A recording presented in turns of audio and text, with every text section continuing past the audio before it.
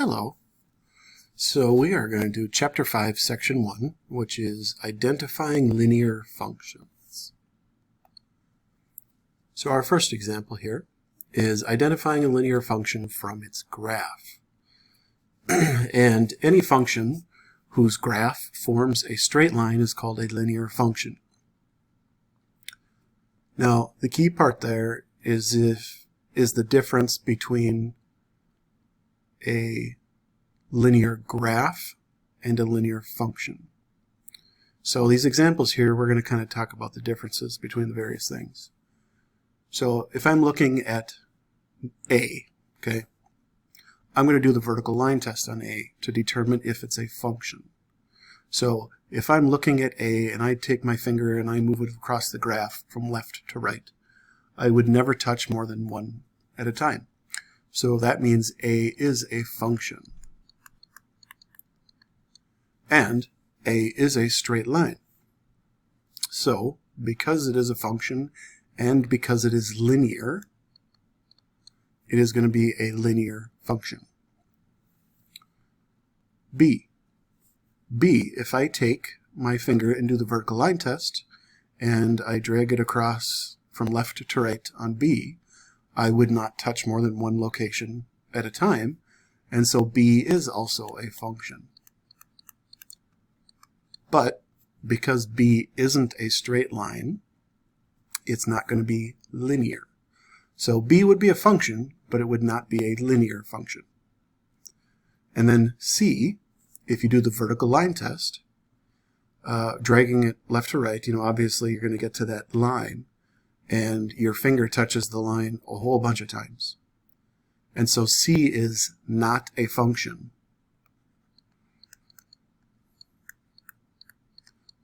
But it is a straight line, and so it is linear.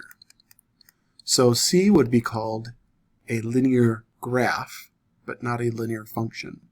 And then on B here, before I forget, let me write that it is not linear. So the big key takeaway from here, I know most of you just automatically know if something is a straight line or not. The key takeaway is the wording. Is sometimes you have to kind of be able to tell when they are talking about a linear function or just a linear graph.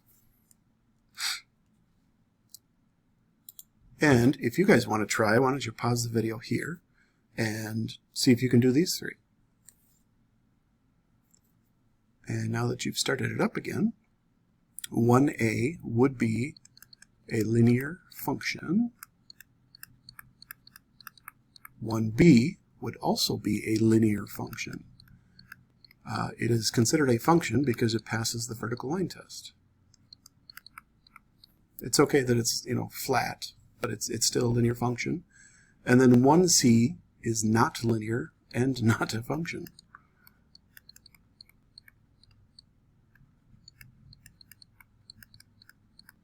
So you kind of look at those, when you hear linear function, you kind of just talk about them separately. Okay, next item. Identifying linear functions by using ordered pairs.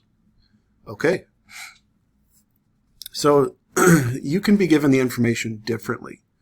I kind of purposely gave both of these examples as just a set of points. You could also be given the information in a table.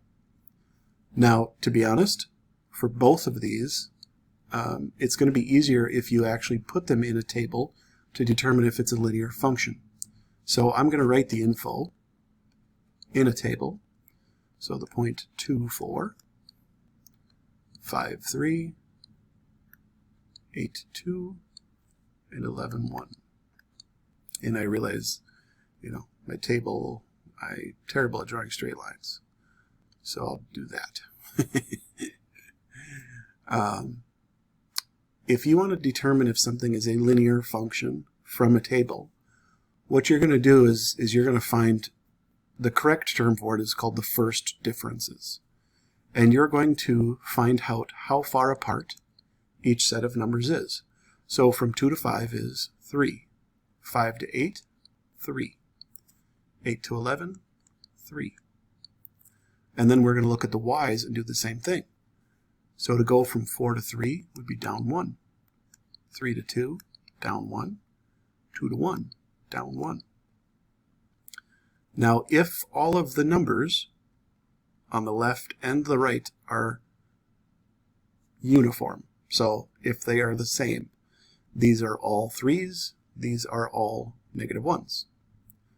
Because of that, this would be a linear function. So the fact that they are all uniform is actually what makes it linear. They're changing by the same amount. And it's going to be a function because of what we did in previous sections. There are no two x values that are the same, so automatically it's a function. So let's try the second one. So I'll do the same thing where I'll make a table. And you're probably automatically going to make a better table than me, but that's all right. We'll just go with it.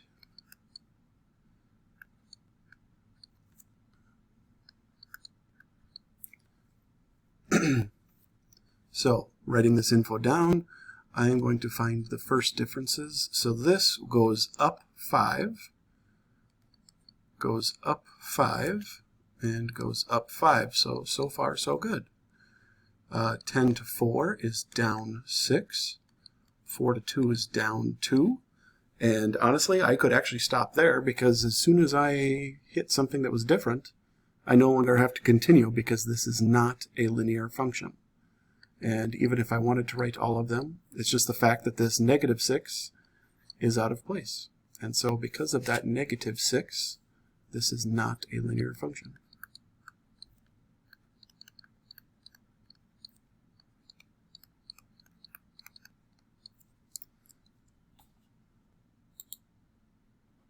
And if you guys want to try this one, you could pause the video and try to determine if this is a linear function or not. So let me write down my info here quick. So I've got 3, 5, 5, 4, 7, 3.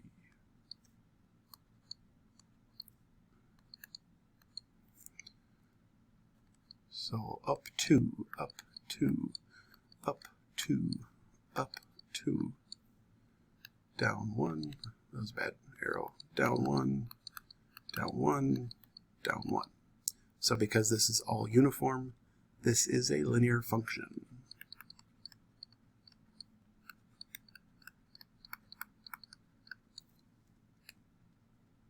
Okay, moving on.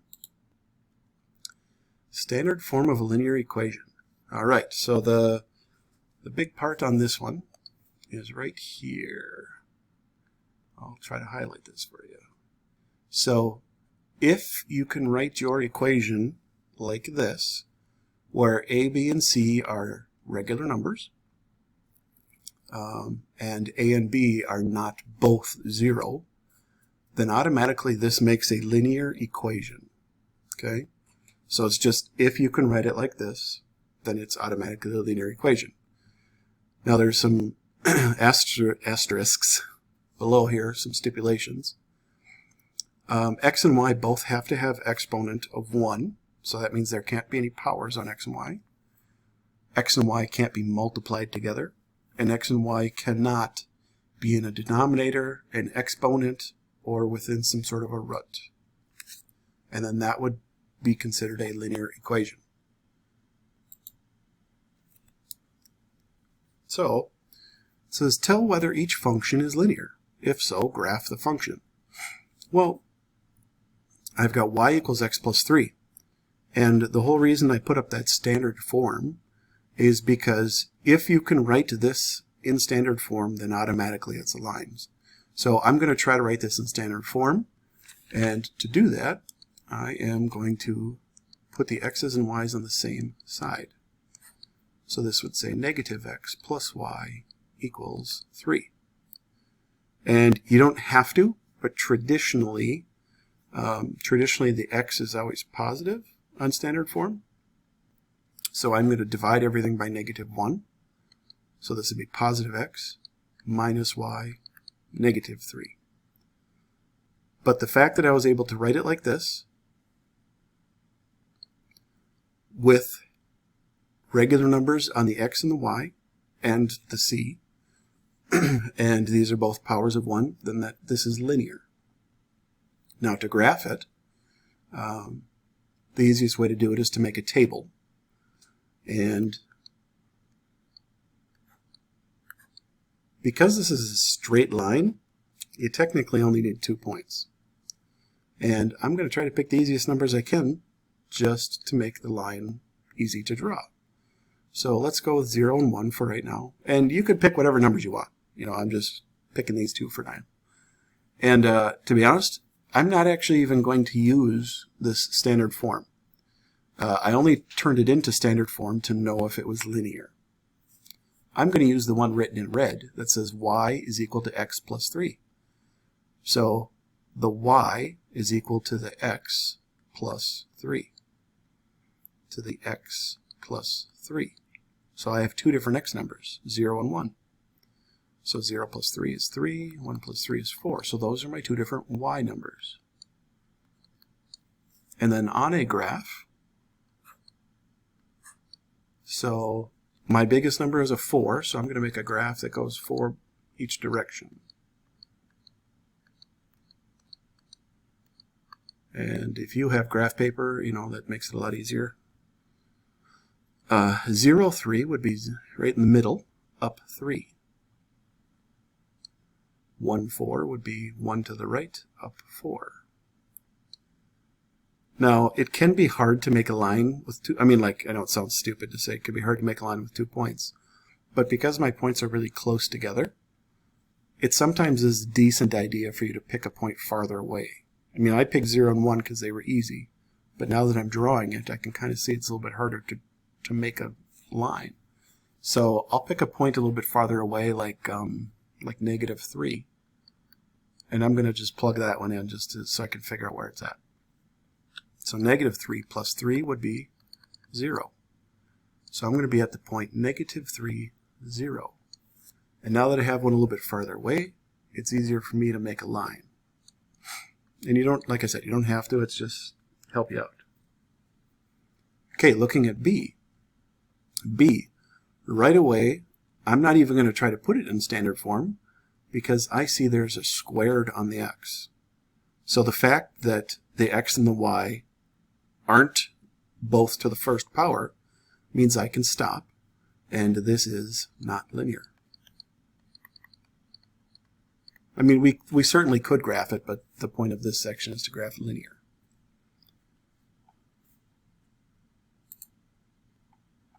Here's some examples if you guys want to try them on your own, to pause and do these.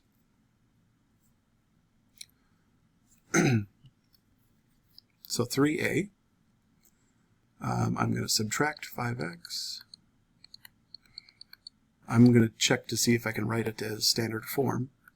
So -5x plus y equals -9. I'm going to make the x positive, so basically switch everything around. And this is linear. I suppose the graph, yeah. So my graph, excuse me. So I will pick 0 and 1, and I'm actually going to go with the original one again because it's already solved for y. So y is equal to 5 times dx minus 9, so -9. 5 times 1 minus 9, so 5 minus 9 is -4. This one's actually going to be really big, so I got to go farther down. 1, 2, 3, 4, 5, 6, 7, 8, 9. So 0, -9 is right there. And 1, -4, 1, 2, 3, 4. And I know my graph is terrible. I have a really hard time drawing straight lines on this tablet. Let me erase that. Yes, you can see that I have a hard time drawing straight lines. You know what? I'm gonna do a trick. The fatter you make the line, then nobody can tell that you drew a bad line. That's a pro move right there. So there's a point and there's a point. 3b. y equals 12. Now this actually already is in standard form. This is basically 0x plus 1y equals 12. And that's okay because it's not a line if both of these are 0. And y equals 12 is going to be 1, 2, 3, 4, 5, 6, 7, 8, 9, 10, 11, 12. Oh my gosh. Y equals 12 is a flat line 12 high. 3c. Y equals 2 to the x. The fact that x is in an exponent or a power means that this is not linear.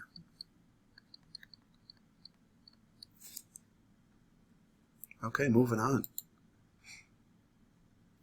Okay, last one for the section. So a career application. So Sue rents a manicure station in a salon and pays the salon owner $5.50 for each manicure she gives. So it's basically she's like being charged a rent. The amount Sue pays each day is given by f of x equals 550x, where x is the number of manicures. Graph this function and give its domain and range. Okay. Well, now you'll see my graph that I kind of pre-drew here. And I purposely don't have anything out here or down here. And that's because those would be negative values. Like, Sue can't have a negative number of manicures, and she wouldn't pay a negative, amount of dollars. So I only graphed in the upper right. And you kind of basically are just going to make one big table, or you can kind of plot them if you can do it in your head. So this table, 0 manicures, 1 manicure, 2 manicures, 3 manicures, 4 manicures, and that's probably enough. So if she does 1 manicure, if she does 0 manicures, she's going to do 550 times 0, which is 0. If she does 1 manicure, 550 times 1, which means she would owe 550. 2 manicures, 550 times 2, which would be $11. 550 times 3 would be $16.50. 550 times 4, which would be $22. And it's just going to keep on going at that even rate, just because this one's a linear function. So if I graph it, so 0, 0, 1, 550. And 1, 550 is actually awfully tough to graph because I had to go by 5s. So it's kind of like right there. 2 is going to be $11. 3 is $16.50. And 4 is $22. Now, if I went all the way to 10 manicures, she would owe Sue, Sue pays the rent. Sue would owe $55. So I'm going to use that amount to make an easy line. So 10, and then I'm going to follow it up to 55, which with my old eyes I think is right there. So basically, I'm going to have some points that follow up to there. And that's kind of what my graph would look like. The domain. So the domain is the x values that were used. Well, Sue essentially can't have negative number of manicures. So the domain would be 0, 1, 2, and then it's going to continue on by 1s. And then the range, if she does no manicures, she would pay $0 in rent. 1, she would do 550, 2, 11, and it's going to continue on by 550s forever. So I kind of use those dots to signify that it goes on, and it continues on forever. All right, nicely done. There is 5.1.